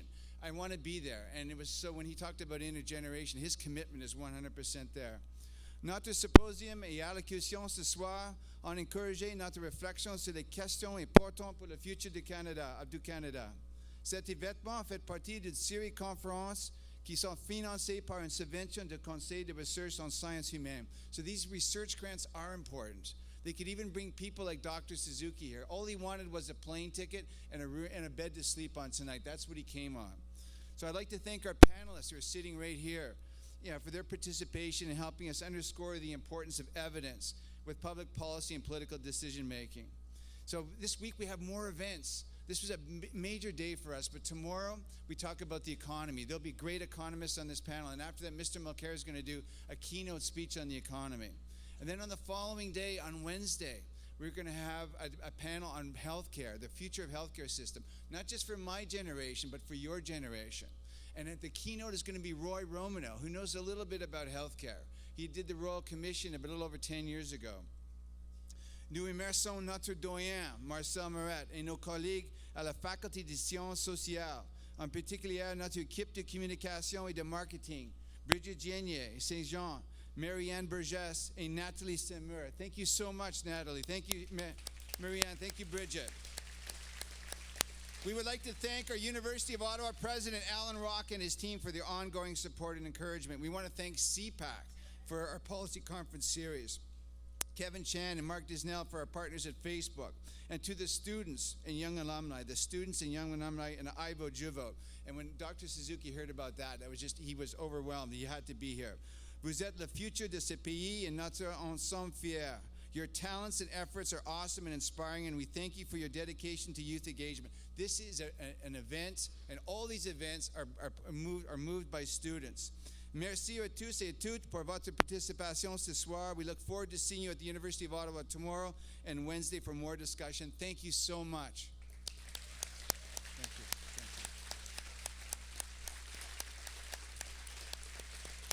Bonsoir.